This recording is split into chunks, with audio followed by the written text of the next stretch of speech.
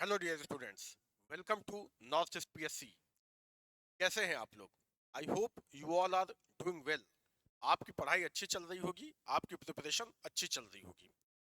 और जैसा कि आपको पता है कि इस समय हमारी सीरीज चल रही है एमसीक्यूज की, जिसमें हम आपके लिए टॉप एमसीक्यूज लेकर आ रहे हैं पूरे सिलेबस के, जीएस के हर एक सेक्शन के। हम इसमें हर सेक्शन के हर एक चैप्टर को पूरे सीक्वेंस में कवर कर रहे हैं। So we are covering all the chapters in sequence of every section, right? जिसमें हिस्ट्री और पॉलिटी ये खुद मैं आपके लिए लेकर आ रहा हूं, ओके। और इस समय हम हिस्ट्री को कवर कर रहे हैं, तो इसी सीक्वेंस में इसमें हम पूरे सीक्वेंस में हर एक चैप्टर को चैप्टर वाइज पूरे सीक्वेंस में सारे इंपॉर्टेंट एमसीक्यूज को कवर कर रहे हैं। हमारा ऑब्जेक्टिव है कि आपको प्रैक्टिस की कमी नहीं होनी चाहिए, क्योंकि आफ्टर ऑल प्रीलिम्स के लिए आपको टॉपिक पढ़ने के बाद से आपको अल्टीमेटली उसके एमसीक्यूज ही सॉल्व करने हैं, राइट? तो अक्सर स्टूडेंट बोलते हैं कि पढ़ तो लिया बट प्रैक्टिस कहाँ से करें, राइट?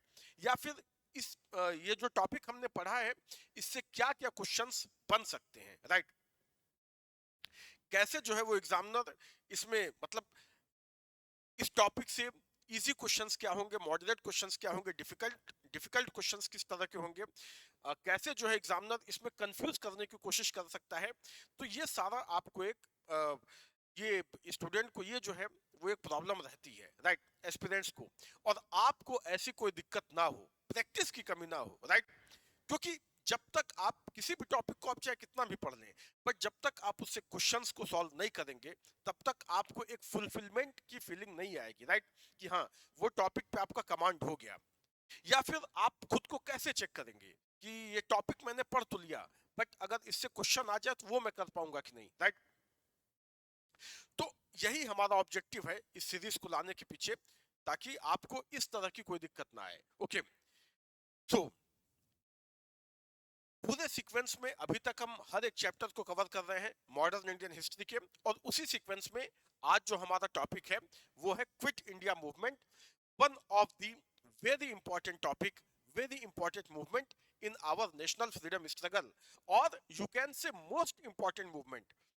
आप इसको सबसे इंपॉर्टेंट मूवमेंट भी बोल सकते हैं, राइट? मतलब इसके बाद तो कोई बड़ा मूवमेंट हुआ नहीं, इसके बाद तो हमको सीधे आजादी ही मिल जाएगी, राइट? Quit India movement. तो शुरू करते हैं। एंड ये एक छोटा सा इंट्रोडक्शन है मेरे बारे में, ओके। तो आप इतने दिन से जुड़े हुए हैं मेरे साथ, तो आप जानते ही होंगे। देन, और अगर आप पहली बार भी देख रहे हैं तो इस सीरीज के बारे में और अपने बारे में सारी इंफॉर्मेशन मैंने आपको बता ही दी, ओके। सो बाकी के भी इस सीरीज के जो बाकी के वीडियोस हैं उनको भी आप इसी चैनल पे विजिट कर सकते हैं। आप पूरे सीरीज को देखिए ताकि आपको इसका पूरा फायदा मिले, okay. Now the first question on your screen is this one. शुरू करते हैं। Quit India movement was primarily launched at, quit India movement कहां पे लॉन्च किया गया? देखो,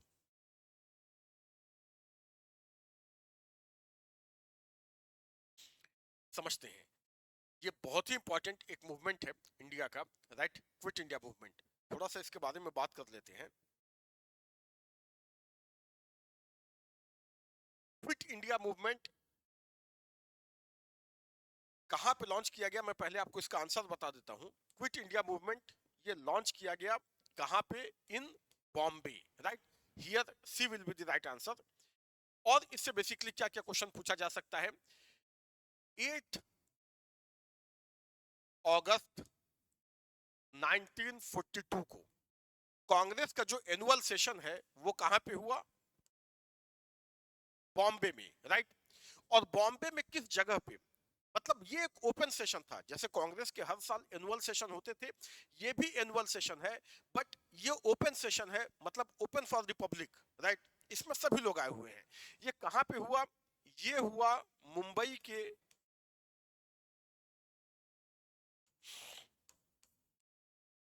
ग्वालिया टैंक मैदान में, राइट? जिसे आज की डेट में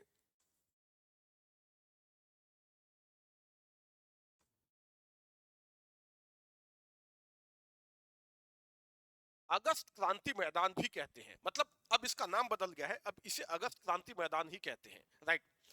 सो उस समय इसे ग्वालियर टैंक बोलते थे। तो मुंबई के ग्वालियर टैंक मैदान में एक मीटिंग हुई, एक सेशन हुआ कांग्रेस का, open session of the Congress, जिसमें क्विट इंडिया रेजोल्यूशन पास किया गया, राइट। और इसी से क्विट इंडिया रेजोल्यूशन की शुरुआत, क्विट इंडिया मूवमेंट की शुरुआत मानी जाती है, राइट। कब हुई थी ये meeting? On 8 August 1942, okay. And who was the president of this session? Who was presiding this session? इस सेशन का प्रेसिडेंट कौन था? इस सेशन के प्रेसिडेंट थे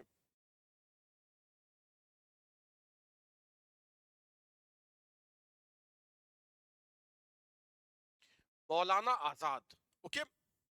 the president of this session was Maulana Azad, okay.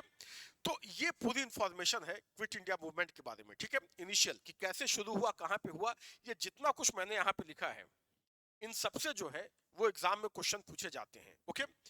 So this is the information about quit India movement. ये सारी information भी आपके पास होनी चाहिए, ओके। और यहाँ पे इस क्वेश्चन का राइट आंसर क्या हो जाएगा? Option C, Bombay. Moving to the next question.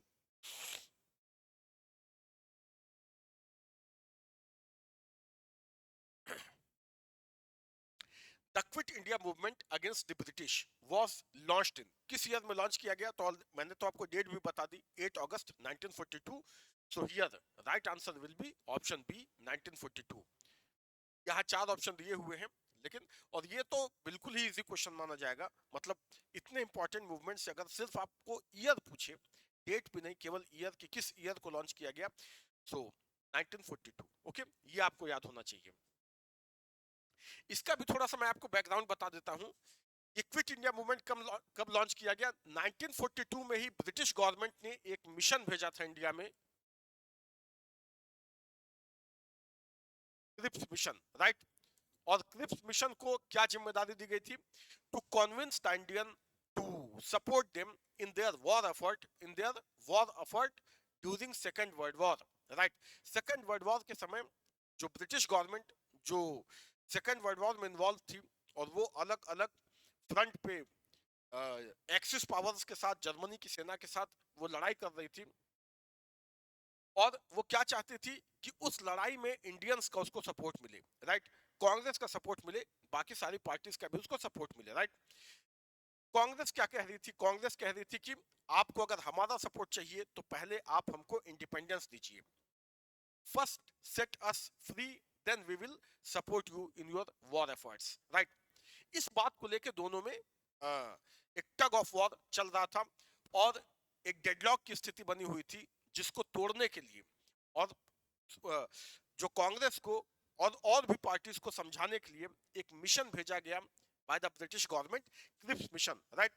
Cripps mission, इसको ऑलरेडी हम इससे पहले वाले सेशन में डिस्कस कर ही चुके हैं, बस मैं आपको इस टॉपिक से लिंक कर रहा हूं, right.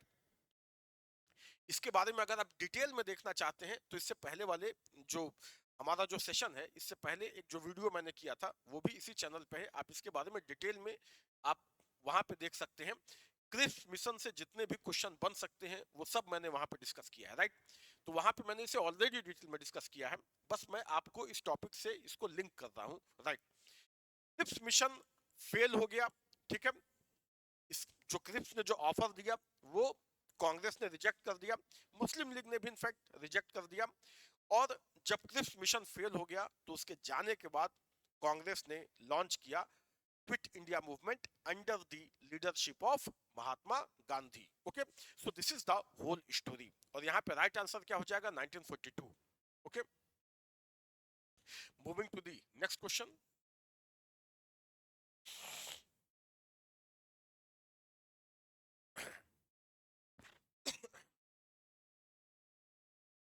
Consider the following statement on the eve of launch of Quit India Movement. Mahatma Gandhi, अच्छा, स्टेटमेंट क्या है? ये है, क्या कह रहा है? On the eve of the launch of quit India movement, Mahatma Gandhi, मतलब क्विट इंडिया मूवमेंट को लॉन्च करने से जस्ट पहले महात्मा गांधी, और उनके बारे में तीन स्टेटमेंट है, और हमें क्या बताना है कि इनमें से कौन सा स्टेटमेंट सही है, कौन कौन सा स्टेटमेंट सही है। ठीक है, देखते हैं। पहला स्टेटमेंट क्या बोल रहा है, पूरा सेंटेंस पढ़ते एक बार फिर। On the eve of the launch of quit India movement Mahatma Gandhi, और पहला सेंटेंस, पहला स्टेटमेंट क्या है, asked government servant to resign, government servant से रिजाइन करने को बोला। नो, रिजाइन करने को नहीं बोला। ठीक है, क्या बोला था, आप अपनी सर्विस करते रहिए, but declare your allegiance toward the Congress, not toward the British government. मतलब उन्होंने ये नहीं बोला था, ये उन्होंने नॉन कॉपरेशन मूवमेंट के समय में बोला था, राइट, कि हो सके तो अगर आप मैनेज कर सकते हो तो आप अपनी जॉब छोड़ दीजिए, ठीक है, अंग्रेजों की नौकरी छोड़ दीजिए। इसमें उन्होंने नहीं बोला था, इसमें उन्होंने क्या बोला था, इसमें उन्होंने उससे कहीं ज्यादा आगे की बात बोली। उन्होंने बोला कि अपनी सर्विस करते रहो, बट गवर्नमेंट की नहीं, कांग्रेस की, कांग्रेस के लिए अपनी लॉयल्टी को आप डिक्लेयर करो, right. Declare your allegiance toward the Congress, not toward the British government, right. मतलब आप अपनी पोस्ट पे बने रहिए, रिजाइन करने की जरूरत नहीं है, लेकिन गवर्नमेंट की बात मत सुनिए, कांग्रेस की बात सुनिए, राइट। तो ये तो और भी डायनेमिक बात हो गई कि मतलब उनके कहने का सेंस क्या था कि आपकी जॉब है, आजादी के बाद भी आपको जॉब तो करते ही रहना है, बट आजादी के बाद तो जो गवर्नमेंट बनेगी वो इंडिया की गवर्नमेंट होगी, तो आप अभी से जो है वो अंग्रेजों की बात मत सुनो, हमारी बात सुनो, राइट। तो ये था, रिजाइन करने को नहीं बोला था, ये बोला था, ओके। ये क्वेश्चन भी आ सकता है।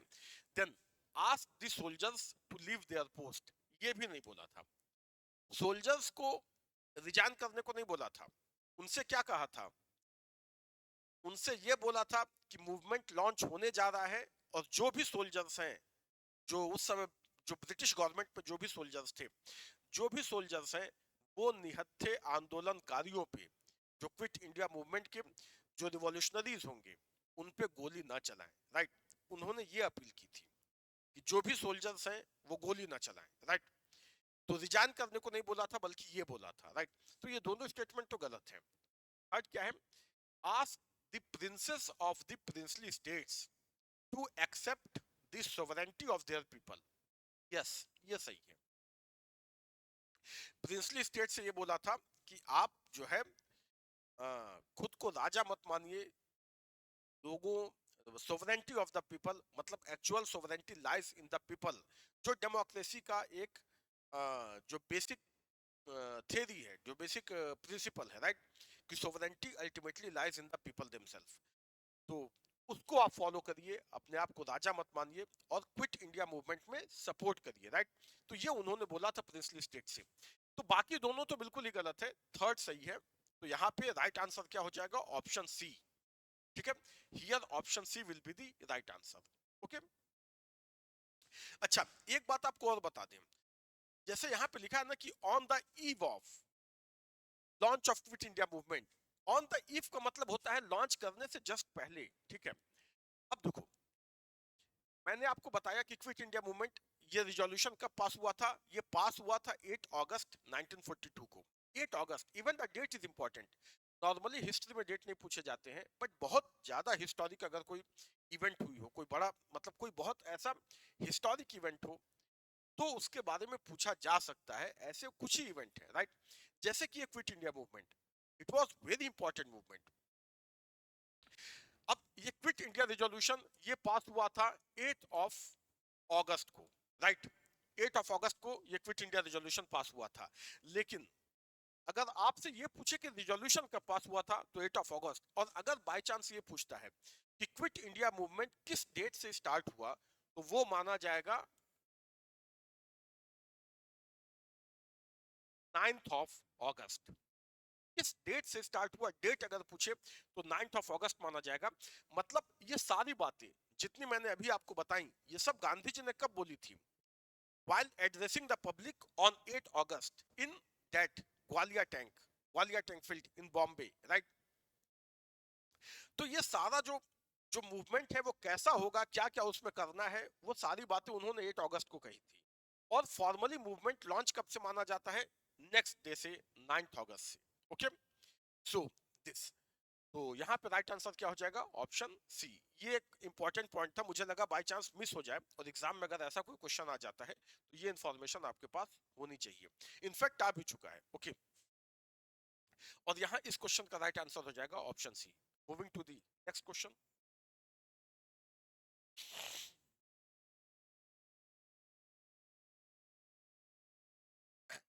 The statement "We shall either free India or die in the attempt" is associated with क्या स्टेटमेंट है? "We shall either free India or die in attempt" मतलब या तो भारत को आजाद कराएंगे या इस कोशिश में, आजाद कराने की कोशिश में अपनी जान दे देंगे। राइट, ये इसको शॉर्ट में बोला जाता है करो या मरो, do or die.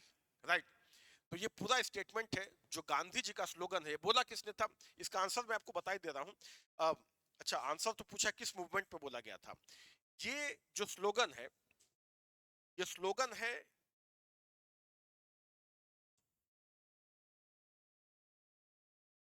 Do or die.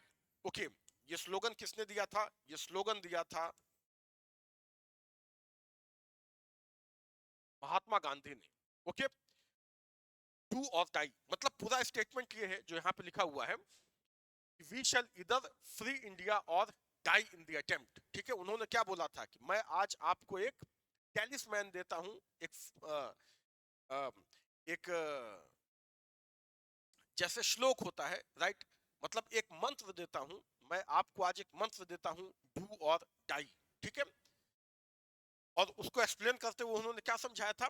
We shall either free India or die in this attempt. Okay, तो ये है, और ये किसने बोला था? महात्मा गांधी ने बोला था। तो अगर ऐसे भी पूछता है कि डू और डाई, ये स्लोगन किसका है? महात्मा गांधी का। राइट, और ये उन्होंने कब बोला था?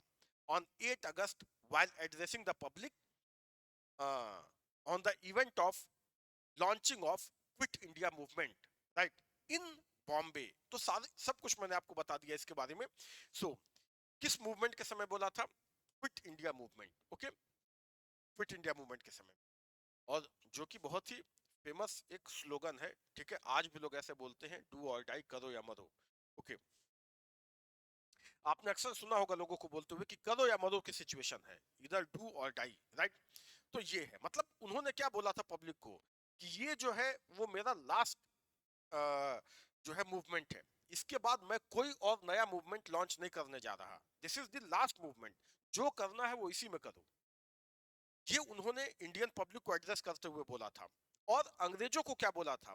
कि किसी भी बात से मैं अब सेटिस्फाई नहीं होऊंगा। ठीक है, मतलब ऐसा नहीं है कि सॉल टैक्स में कोई रिबेट, मतलब कोई छूट दे दी, डोमिनियन स्टेटस। उन्होंने कहा था कि कंप्लीट इंडिपेंडेंस, इससे कम किसी भी बात पर हम सहमत नहीं होंगे। This is the final movement from my side in my life and my goal is complete independence. Right, और उसी के कॉन्टेक्स्ट में उन्होंने डू और डाई का नारा दिया था। So this, okay, moving to the next question. Again we have already discussed it, इसको हम डिटेल में डिस्कस कर ही चुके हैं।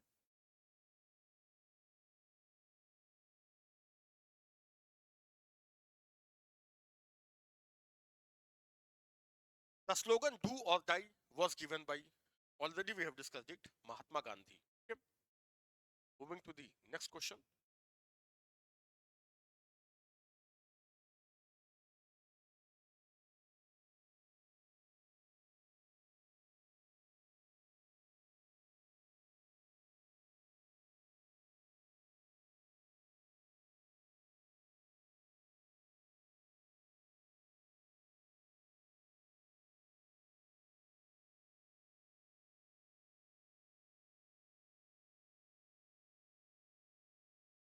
Quit India movement was launched in response to cabinet mission plan, Cripps proposal, Simon commission report, Wavell plan. Already we have discussed it, हमने पहले ही आपको बता दिया। Cripps proposal, right, 1942 में ये आया, और इसके जाने के बाद जब ये क्रिप्स का प्रपोजल फेल हो गया तो उसी के जाने के बाद से 1942 में ही, after this Cripps mission, failure of the Cripps mission, you can say quit India movement launch किया गया। राइट, कैबिनेट मिशन 1946 में आया, ये उसके बहुत आगे की बात है। साइमन कमीशन 1927 में ही आया, ठीक है। वेवेल प्लान ये 1944 में है इनफैक्ट, राइट। सो ये सब इससे जुड़ा हुआ नहीं है कि ऑलरेडी हमने इसको डिस्कस कर ही लिया, मैंने आपको शुरू में ही बता दिया था, Cripps mission, right. So here right answer will be option B. Moving to the next question.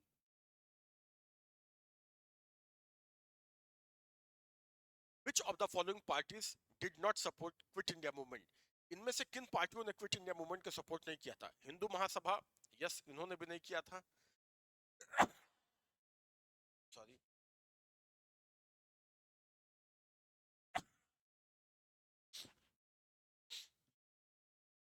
Hindu Mahasabha इन्होंने भी सपोर्ट नहीं किया था।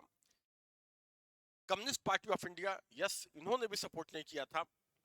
यूनियनिस्ट पार्टी ऑफ पंजाब, इन्होंने भी यहाँ पे ऑल द अबव हो जाएगा। इन सारी ही पार्टीज ने क्विट इंडिया मूवमेंट को सपोर्ट नहीं किया था, राइट। इसके साथ आप एक नाम और भी लिख सकते हैं, प्लस मुस्लिम लीग। इनके साथ साथ मुस्लिम लीग ने भी इसको सपोर्ट नहीं किया था। इनफैक्ट मुस्लिम लीग ने तो देश के मुसलमानों से अपील की थी कि आप quit India, it is the Congress led movement, ये आजादी की लड़ाई नहीं है, ये कांग्रेस की लड़ाई है। It is the Congress led movement, do not participate in quit India movement, आप इसमें पार्टिसिपेट मत करिए। और उस समय during this quit India movement Muslim League और अंग्रेजों के बीच में काफी ज्यादा नजदीकी भी देखी जाती है, राइट। सो एक तरीके से उन्होंने ब्रिटिश गवर्नमेंट को कॉपरेट किया था against this movement, quit India movement. हाँ, ये अलग बात है कि उन्होंने अपील जरूर की थी, लेकिन इसका ऐसा नहीं है कि सारे जो देश के इंडियन मुस्लिम से उन्होंने उनकी बात मानी, तो उन्होंने भी इस मूवमेंट में हिस्सा लिया बढ़ चढ़ के, right. So here right answer will be option D. Moving to the next question.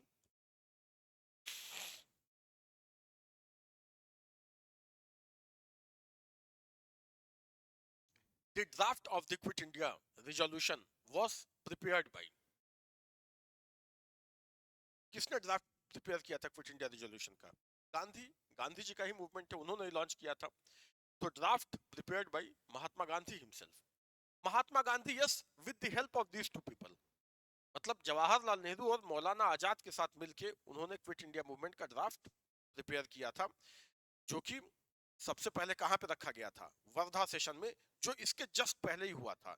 वो सेशन क्या, वो एक मीटिंग है कांग्रेस की, तो वर्धा सेशन में इसको रखा गया, इस पे विचार हुआ और वहां पे इसको कांग्रेस की वर्किंग कमेटी ने इसे पास किया और गांधी जी को राइट दिया गया कि आप मूवमेंट शुरू करिए, मतलब जो है कांग्रेस पार्टी पूरी तरीके से आपके साथ है, आप मूवमेंट लॉन्च करिए।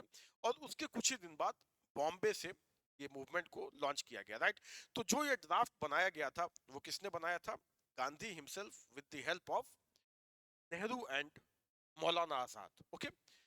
सो here B will be the right answer. Moving to the next question. Who was the president of the Indian National Congress when it passed the Quit India resolution?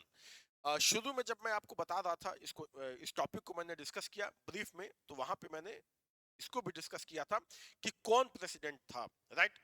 Almost शुरू में ही जब कोई topic में, जिस topic को भी यहाँ पे जो भी वो टॉपिक होता है वो पर्टिकुलर, जब मैं स्टार्ट करता हूं तो मैं एक ब्रीफ उसका आपको देता हूं, राइट, ताकि आप अगर उसे रिवाइज करके ना भी आए हो तो एक ब्रीफ, एक आउटलाइन मैं आपको दे दूं, और ताकि जब आप क्वेश्चन सॉल्व करें तो आप जो है उसका एक आइडिया हो आपके पास, ताकि मेरे साथ साथ आप भी क्वेश्चंस को अटेम्प्ट करें, ओके। तो ये कोई ऐसी कहानी तो है नहीं कि मैं बोले जा रहा हूँ और आप सुने जा रहे हैं, तो उससे तो कोई फायदा होगा नहीं, राइट। इसका एक्चुअल फायदा या तो आप उस टॉपिक को पहले से पढ़ के आइए, क्योंकि थंबनेल पे तो आपको दिख जाता है ना कि क्या टॉपिक है, तो आप या तो उसे थोड़ी देर में रिवाइज कर लीजिए और उसके बाद आप सेशन को स्टार्ट करिए मेरे साथ, ताकि आप मेरे साथ साथ इसकी प्रैक्टिस करते हुए चलें। आंसर मैं तुरंत तो देता नहीं हूँ, एक पॉज लेता हूँ, उसके बाद ही आपको आंसर बताता हूँ। तो इस तरीके से आप ये भी चेक कर पाएंगे कि आपकी अपनी प्रिपरेशन या आपकी अपनी कॉन्सेप्चुअल क्लैरिटी उस टॉपिक को लेके कैसी है, राइट। नहीं तो अगर आप सीधे इसे देख रहे हैं तो मैं इसीलिए आपको एक ब्रीफ भी दे देता हूं कि एक्चुअली में ये टॉपिक किसके बारे में है और इसमें हम क्या डिस्कस करने जा रहे हैं, राइट। तो मोस्टली आप देखते होंगे कि क्वेश्चंस जो है उस ब्रीफ से ही होते हैं, ओके। यहाँ पे क्या है कि कौन प्रेसिडेंट था कांग्रेस का जब ये क्विट इंडिया रेजोल्यूशन पास हुआ। तो शुरू में ही मैंने इसको डिस्कस किया। इसके प्रेसिडेंट थे मौलाना अबुल कलाम आजाद। और एक इंटरेस्टिंग फैक्ट और है, ये 1940 में मौलाना अबुल कलाम आजाद कांग्रेस के रामगढ़ सेशन में वो कांग्रेस के अध्यक्ष चुने गए, राइट। 42 में भी वही थे, मतलब 40 से लेकर के 1940 से लेकर के 1946 तक मौलाना आजाद लगातार कांग्रेस के अध्यक्ष रहे, राइट। क्योंकि क्विट इंडिया मूवमेंट जब एक बार स्टार्ट हो गया तो सारे बड़े लीडर्स को जेल में डाल दिया गया, राइट। और 1942 से लेकर 46 तक कांग्रेस का सेशन हो ही नहीं पाया, राइट। क्योंकि मूवमेंट चल रहा था, मूवमेंट काफी ज्यादा एग्रेसिव, बहुत ही माइटी मूवमेंट था ये।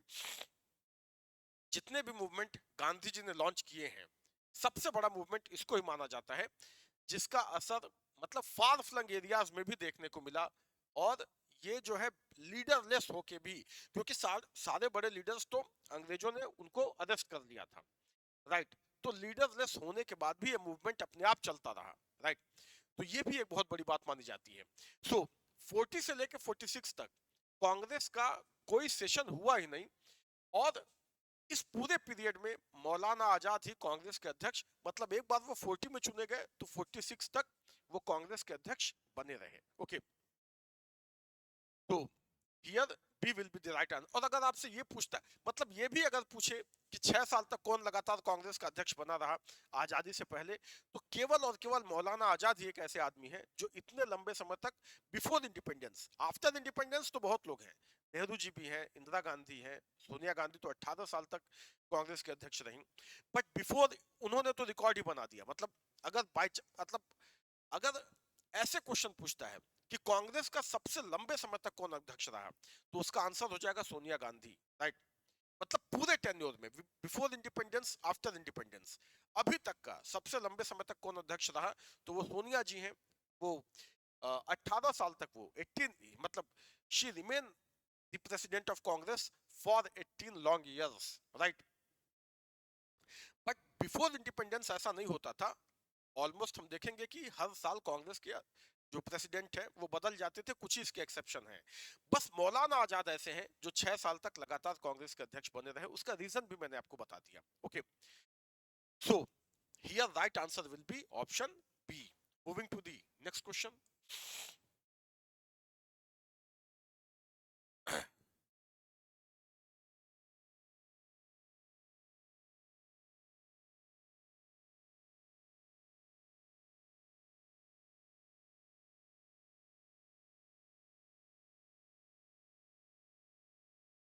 Who of the following was the president of Indian National Congress for 6 consecutive, अच्छा वही क्वेश्चन पूछ दिया जो मैंने अभी डिस्कस किया है। 6 साल तक कौन लगातार कांग्रेस का अध्यक्ष बना रहा, already we have discussed it, Abul Kalam Azad, okay. Then moving to the next question. The quit India movement was reaction of, अच्छा क्विट इंडिया मूवमेंट किसका रिएक्शन था, और यहाँ पे नीचे कोड भी दिया हुआ है, तो हमें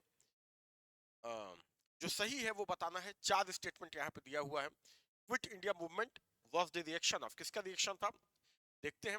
फर्स्ट स्टेटमेंट क्या है, पहला स्टेटमेंट है the disappointment, the disappointment of Indians against the Cripps mission, बिल्कुल already we have discussed it, अभी हमने डिस्कस किया। क्रिप्स मिशन के फेल्योर के बाद ही ये शुरू हुआ।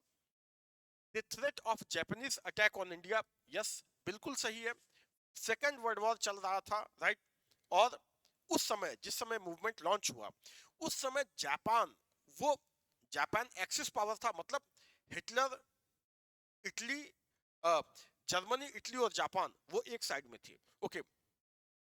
और उस समय जापान बहुत ज्यादा एग्रेसिव था और कई फ्रंट पे उसे सक्सेस भी मिल रही थी सेकेंड वर्ल्ड वॉर में in its initial phase, right. तो महात्मा गांधी ने जब उन्होंने पब्लिक को एड्रेस किया on 8 of August 1942 while launching the quit India movement, what he said, उन्होंने क्या बोला कि आप हमें भगवान के भरोसे छोड़ के जाइए। मतलब अंग्रेजों को उन्होंने टारगेट करते हुए क्या बोला कि आप हमें भगवान के भरोसे छोड़ के जाइए, जापान के भरोसे छोड़ के मत जाइए, right.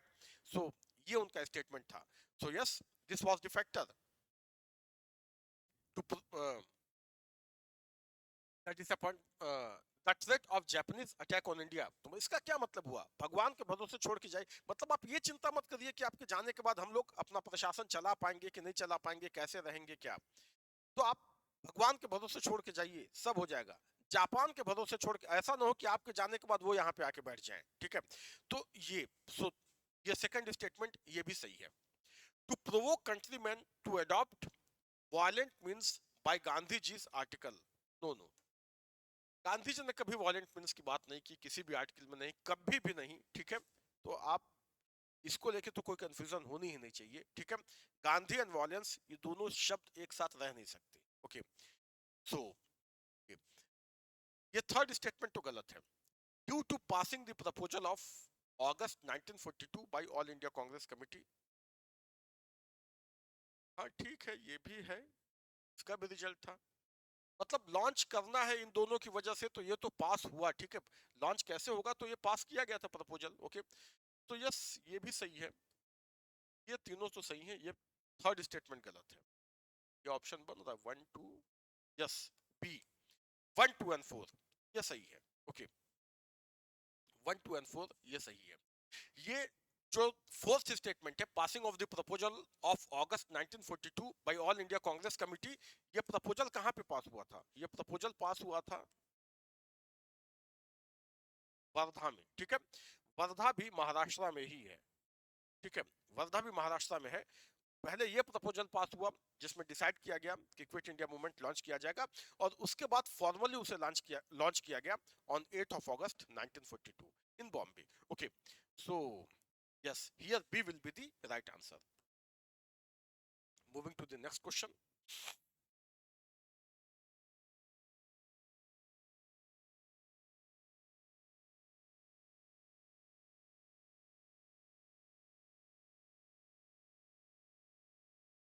Who among the following ran Congress radio during Quit India movement? Okay, कौन कांग्रेस रेडियो चलाता था क्विट इंडिया मूवमेंट के दौरान? देखो, ये एक सेक्रेट, मतलब एक secret radio station, quit India movement में सारे बड़े लीडर्स तो वो जेल में डाल दिए गए थे, जैसे महात्मा गांधी, जवाहरलाल नेहरू, मौलाना आजाद, डॉक्टर राजेंद्र प्रसाद, सरदार वल्लभ भाई पटेल, जो भी बड़े लीडर्स आप सोच सकते हैं, जो टॉप लीडर्स थे, वो सब के सब जेल में डाल दिए गए थे, राइट। उन सबको अरेस्ट कर लिया गया था। जैसे मूवमेंट लॉन्च हुआ, जैसे ही 8 ऑफ अगस्त को महात्मा गांधी ने डिक्लेयर किया ग्वालियर टैंक मैदान में कि Congress is going to launch quit India movement, तो उसका जो पब्लिक का जो उनका जोश देख के, जिस तरह का पब्लिक पार्टिसिपेशन था, जिस तरह के लोग आए हुए थे, राइट, लाखों की भीड़ वहां पे आई हुई थी, तो उसको देखते हुए ब्रिटिश गवर्नमेंट समझ गई कि ये बहुत बड़ा मूवमेंट होने वाला है। ऑलरेडी सेकंड वर्ल्ड वॉर चल रहा था और वो अपने लिए और ज्यादा प्रॉब्लम नहीं चाहते थे, तो उन्होंने क्या किया, एक ऑपरेशन लॉन्च किया, ऑपरेशन जीरो आर, ठीक है। और ऑपरेशन जीरो आर चला के जितने भी कांग्रेस की टॉप लीडरशिप थी, उन सबको उठा के जेल में डाल दिया, राइट। सो ये हुआ, ओके। अच्छा, जब सबको जेल में डाल दिया गया, तो कुछ जो उसमें, जो उस समय के यंग लीडर्स थे, वेरी यंग लीडर्स, जो बाद में काफी बड़े लीडर्स बने आफ्टर इंडिपेंडेंस, उन्होंने सेक्रेट रेडियो स्टेशंस लॉन्च किए, मतलब छुप छुप के, राइट, जहां से वो डेली रेडियो पे अपनी बातें कहा करते थे, which were of course very aggressive, जो मूवमेंट को कंटिन्यू रखने के लिए जो कुछ भी वो बातें बोल सकते थे, क्योंकि न्यूज़पेपर वगैरह सब पे प्रतिबंध लग गया था, तो छुप के, ताकि पता ना चल पाए कि ये रेडियो टेलीकास्ट हो कहां से रहा है, राइट। और इस तरीके से उन्होंने, जिसको कि ऑलमोस्ट पूरे भारत में सुना जा सकता था, मतलब ये बोलते तो थे बॉम्बे से, उसे मद्रास तक में सुना जा सकता था, नॉर्थ इंडिया में सुना जा सकता था। क्वेश्चन अक्सर एग्जाम में पूछा जाता है कि ये जो रेडियो टेलीकास्ट होता था, ये कौन करता था, इसमें दो नाम आपको याद रखना है, right. Two names are very prominent, one is sorry,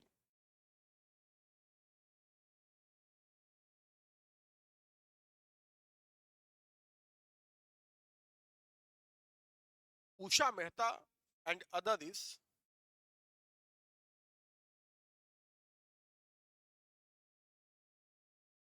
Ram Manohar Lohia. Okay, ये दो नाम आपको याद होना चाहिए, उषा मेहता एंड राम मनोहर लोहिया। ओके, ये सेक्रेटरी जो है, ये दो बड़े नाम हैं जो रेडियो टेलीकास्ट लगातार करते रहते थे। तो यहाँ पे उषा मेहता ऑप्शन में है, सो यस उषा मेहता। ठीक है, ये दो नाम आप याद रखिएगा।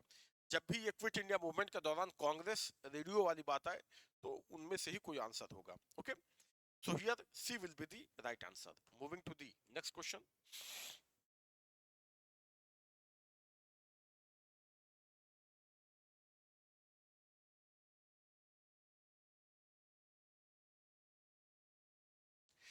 With reference to the Indian freedom struggle, Usha Mehta is well known for. Already we have discussed it. Usha Mehta को किस लिए याद किया जाता है? Well known for what? Running the secret Congress radio in the wake of Quit India movement. पहला ही option सही है, ठीक है। Participation in the second round, तब तक इनका कोई नामो निशान नहीं था सेकंड राउंड टेबल कॉन्फ्रेंस के समय। Leading the contingent of Indian National Army, assisting in the formation of interim government under the Pandit Jawaharlal Nehru. No, already हमें अपना आंसर मिल गया, ठीक है, पहला ही ऑप्शन सही है और हम इसे डिटेल में मैंने आपको बताया अभी। तो ये किस लिए जानी जाती हैं Usha Mehta? For this running the secret Congress radio in the wake of quit India movement. Okay, moving to the next question.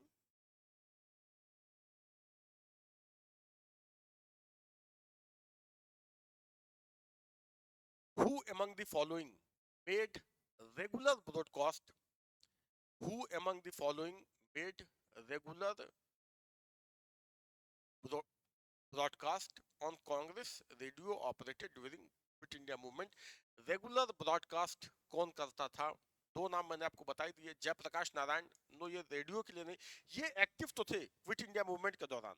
ये बिहार के हजारीबाग जेल में बंद थे, which was very high security jail, और पता नहीं कैसे जेल की दीवार कूद के भाग गए, ठीक है। और उसके बाद ये पूरे क्विट, मतलब उसके बाद ये अंग्रेज इन्हें पकड़ नहीं पाए, ठीक है, तलाश करते रहे, पकड़ नहीं पाए, और ये जो है अंडरग्राउंड होके ये मूवमेंट चलाते रहे। ओके, तो ये जयप्रकाश नारायण भी एक्टिव थे क्विट इंडिया मूवमेंट में, लेकिन ये रेडियो ब्रॉडकास्ट के लिए नहीं जाने जाते। सुभाष चंद्र बोस, ये तो इंडिया में ही नहीं थे उस समय। राम मनोहर लोहिया, यस, मैंने आपको ऑलरेडी बता दिया कि ये दो नाम आपको याद रखना है, Usha Mehta and Ram Manohar Lohia. Okay, so Ram Manohar Lohia ये रेगुलर ब्रॉडकास्ट करते थे कांग्रेस रेडियो पे। Okay, moving to the next question. Ram Manohar Lohia after independence, उसके बाद ये काफी प्रोमिनेंट लीडर बने। ये नेहरू जी के अगेंस्ट चुनाव लड़ा करते थे, जीते नहीं कभी, लेकिन ये उनके अगेंस्ट लड़ा करते थे। बाद में और किसी और सीट से ये चुनाव भी जीते, सांसद भी रहे, और he was one of the he is considered as one of the prominent political thinker of the modern India, right? Ram Manohar Lohia, इन्हें अगर किसी PSIR किसी का ऑप्शनल है तो इंडियन थिंकर्स में भी इन्हें पढ़ना पड़ता है, डॉक्टर राम मनोहर लोहिया को, ठीक है। तो he become very important personality after independence, और यहाँ भी इसलिए हम इनको याद करते हैं क्विट इंडिया मूवमेंट में इनके रोल के लिए। Okay, moving to the next question.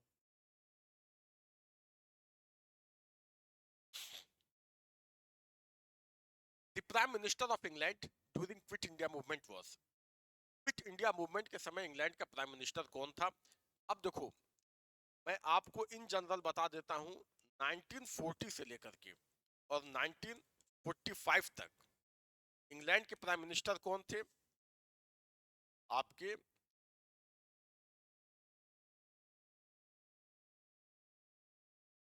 Winston Churchill, right.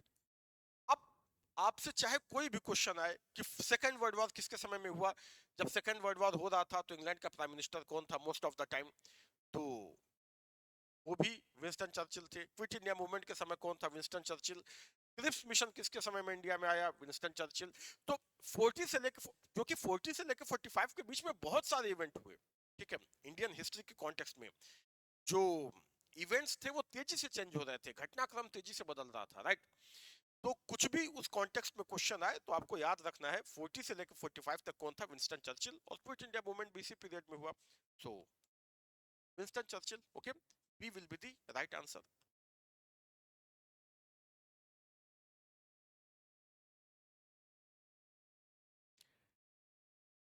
Next question is American publicist who was with the Mahatma Gandhi, okay, during his Quit India movement was, कौन सा American पत्रकार था, journalist, ठीक है, अमेरिकन जर्नलिस्ट, पब्लिसिस्ट यहाँ पे लिखा हुआ है, अमेरिकन जर्नलिस्ट और राइटर जो क्विट इंडिया मूवमेंट को कवर करने के लिए आया था, जो क्विट इंडिया मूवमेंट में गांधी जी के साथ था, right.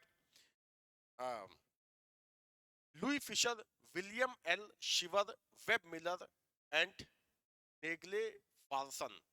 It's right answer will be Louis Fischer. ये जो लुई फिशर हैं, ये क्विट इंडिया मूवमेंट को इन्होंने कवर किया था, ये मूवमेंट में गांधी जी के साथी थे, ठीक है, और इन्होंने इंडियन इंडिपेंडेंस इस कॉज को अमेरिका में भी सपोर्ट किया था, कि मतलब इंग्लैंड को, अमेरिका को दबाव बनाना चाहिए कि इंग्लैंड जो है वो अमेरिका को, इंडिया को इंडिपेंडेंस दे, राइट। अच्छा, क्विट इंडिया मूवमेंट के समय कौन था, तो मैंने आपको बता दिया लुई फिशर। आपको एक और भी फैक्ट आपको याद रखना है, वो भी एग्जाम में पूछा जा सकता है, कि किसने गांधी, कौन सा अमेरिकन राइटर और जर्नलिस्ट ऐसा है जिसने गांधी जी की बायोग्राफी लिखी थी, ठीक है, तो उसका भी आंसर हो जाएगा लुई फिशर। इन्होंने गांधी जी की बायोग्राफी लिखी, राइट। सो ये मतलब उनके साथ रहे भी थे थोड़े समय तक, और बाद में इन्होंने उनकी बायोग्राफी लिखी थी। So Louis Fischer, okay.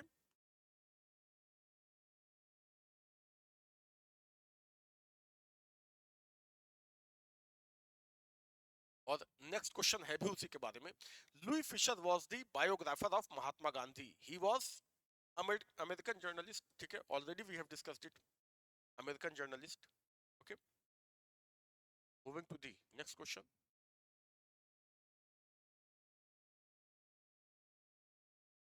Who among the following journalist is biographer of Mahatma Gandhi.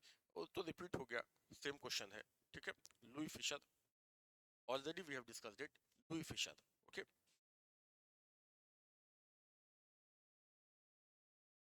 So this is all for today, okay. ये क्विट इंडिया मूवमेंट का पार्ट 1 था, राइट। ये एक बहुत बड़ा मूवमेंट है, इतने सालों तक चलता रहा, 1942 से लेके 45-46 तक माना जाता है कि क्विट इंडिया मूवमेंट चलता रहा।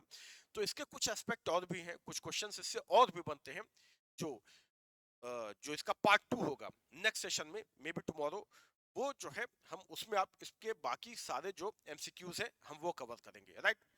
देखो, जो भी टॉपिक मैं यहाँ पे डिस्कस कर रहा हूँ, जो भी टॉपिक मैं यहाँ पे आपके लिए लेकर आ रहा हूँ, हम उसके सारे ही एस्पेक्ट को कवर कर रहे हैं।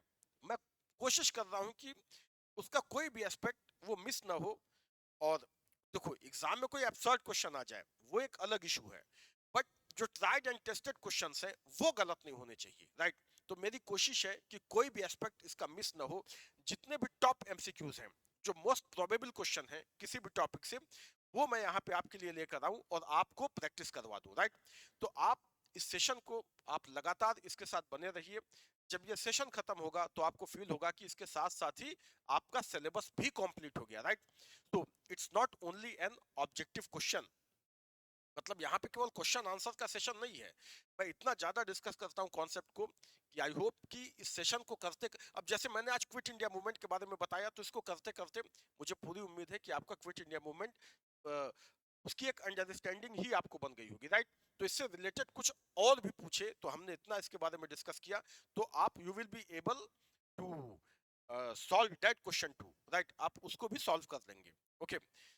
तो और यही हमारा ऑब्जेक्टिव है यहाँ पे, कि आप ऑब्जेक्टिव क्वेश्चंस को सॉल्व करते समय दिमाग कैसे काम करता है, ठीक है, आप उसकी इतनी ज्यादा प्रैक्टिस कर लें कि आपसे वहां पे सिली मिस्टेक ना हो, ह्यूमन एरर ना हो, राइट। फाइनली हमें ऑब्जेक्टिव क्वेश्चन से सॉल्व करने हैं टू क्वालिफाई प्रीलिम्स, राइट। और वही जो प्रीलिम्स है वही हमारा टारगेट भी है। सो इसकी सीरीज, मतलब मॉडर्न इंडिया पहले टॉपिक से हमने स्टार्ट किया और यहाँ तक हम अब इसको लगातार जो है पूरे सीक्वेंस में कर रहे हैं। तो आप बाकी के जो जो वीडियोस हैं आप उनको भी यहाँ पे विजिट कर सकते हैं, okay. So this is all for today, and if you think that the sessions are helping you, then please like the videos, ताकि ज्यादा से ज्यादा लोगों तक ये वीडियोस पहुंच सके।